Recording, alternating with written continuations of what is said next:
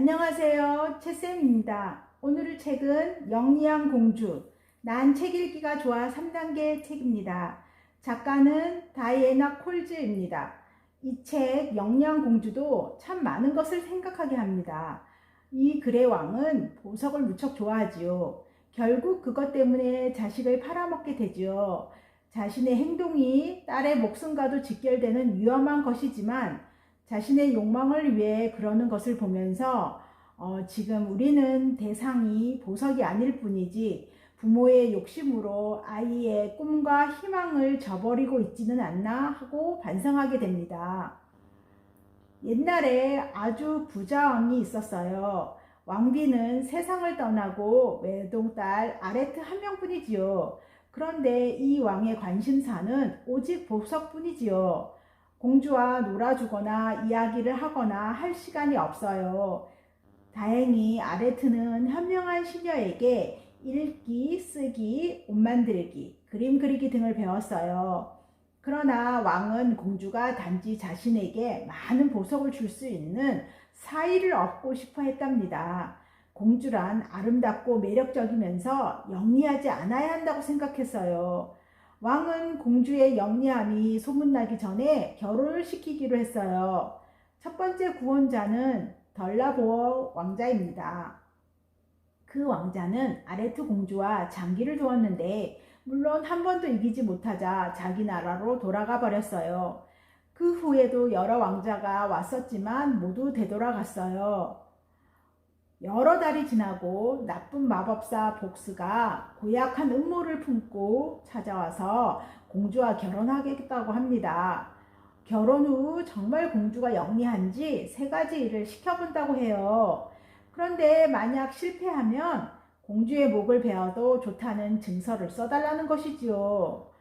왕은 그래도 자신의 딸이라고 망설이자 보석들로 가득 찬 상자를 보자 바로 승낙해버립니다.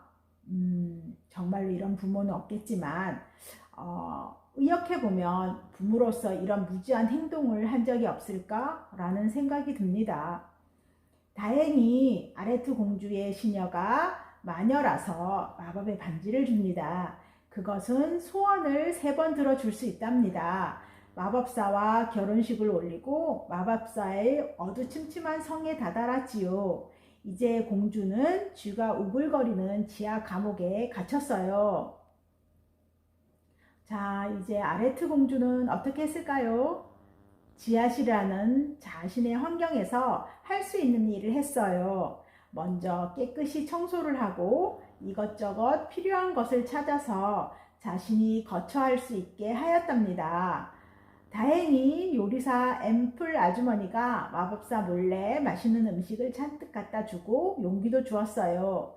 공주는 점점 지루해졌지요. 그래서 마법의 반지를 사용해서 물감과 붓과 팔레트를 구해서 그림을 그리기 시작했어요. 며칠 동안 공주는 지하실 벽에 그림을 그리며 시간 가는 줄 몰랐답니다. 마법사의 첫 번째 음모는 영혼의 물이 솟는 우물에 가서 그 물을 한 컵 가져오라는 것이지요. 그 물은 쏟아내도 다시 컵에 그대로 있는 그런 마법이 있답니다. 그런데 우물은 마법의 숲 한가운데 있으며 1000마리도 넘는 뱀이 지키고 있답니다. 공주는 앰플 아주머니로부터 지도 한 장과 맛있는 음식들을 싸서 숲으로 향했어요. 우물에 물을 가지러 온 그동안의 기사들과 달리 공주는 조용히 길을 따라 걷고 나무와 동물들에게 인사를 했어요. 우물에 도착하자 뱀이 수없이 많지만 독이 없는 뱀이라 오히려 귀여워했지요. 공주랑 같이 가고 싶다는 작은 뱀 한 마리를 주머니에 넣고 마법의 물을 한 컵 떠서 마법사의 성으로 돌아왔어요. 다음날 공주는 또 심심해져서 소원의 반지로 실과 바늘과 천을 구했어요. 공주는 그것들로 예쁜 옷을 만들었어요. 앰플 아주머니 것도 만들어주면서 시간 가는 줄 모르고 지내고 있었어요. 이제 2번째 마법사의 음모가 주어졌어요.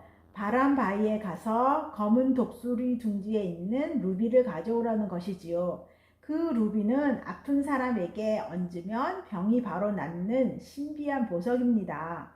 공주는 자신이 만든 바지를 입고 앰플 아주머니에게 부탁한 생고기 3근을 갖고 꼬마 뱀과 같이 길을 떠났어요. 기사들과 같지 않은 복장 때문에 아레트 공주는 힘들지 않게 바람 바위에 도착했지요. 꼬마 뱀이 독수리를 딴 데로 유인하고 둥지에 있는 새끼 독수리들에게는 고기 덩어리를 주어서 정신이 딴 데로 팔리게 한 후에 루비를 꺼냈답니다.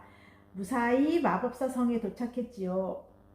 2가지 어려운 고비를 넘긴 공주는 다음날 또 심심해졌어요.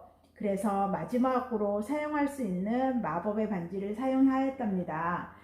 아레트 공주는 이야기를 짓고 싶어서 종이와 펜과 잉크를 구했어요. 이야기를 쓰느라 공주는 매일 바쁘게 지내고 있었답니다. 마법사는 공주에게 3번째 어려운 일을 주문합니다. 외로운 초원의 야생 안마를 데려오라는 것이지요. 그 말은 어찌나 빠른지 또 사람이 올라타면 떨어뜨려 밟아 죽인답니다. 공주는 그동안의 기사들처럼 행동하지 않았지요. 말이 좋아하는 각설탕과 사과, 당근으로 천천히 말과 친해졌어요. 조금씩 말에게 다가가서 말과 친해졌고 며칠 후 공주는 말을 타고 마법사의 성으로 돌아왔어요. 마법사는 앞말의 소동으로 다리에 채이고 머리가 돌에 부딪혀서 죽고 말았지요. 이제 성은 아레트 공주의 것이 되었어요. 공주는 자기에게 요술 반지를 준 시녀를 초대하여 이렇게 말했답니다. 미안해요. 소원을 들어주는 반지를 위험할 때 쓰지 않았어요. 그랬더니 그 늙은 시녀가 이렇게 대답합니다. 공주님에게 닥친 진짜 위험은 지루함이지요. 그러니 소원을 아주 잘 쓰신 겁니다. 사실 나도 보통 이야기에서는 공주가 어려움이 있을 때마다 반지를 이용하여 극복할 줄 알았는데 이 책은 많은 부분을 생각하게 해주었어요. 우리가 어려움이 닥치면 보이는 그 사실에만 집착하게 되어 해결 방법이 보이지 않게 됩니다. 공주처럼 그 상황에서 내가 할 수 있는 긍정적인 것부터 해결해 갑시다. 그리고 지혜를 얻기 위해 책을 많이 읽고 생각하는 힘을 길러야 합니다. 물질적인 외부 환경이 아니라 어떤 상황에서도 자신이 행복할 수 있는 방법과 실력을 갖춰 가자고요. 오늘도 들어주셔서 감사합니다.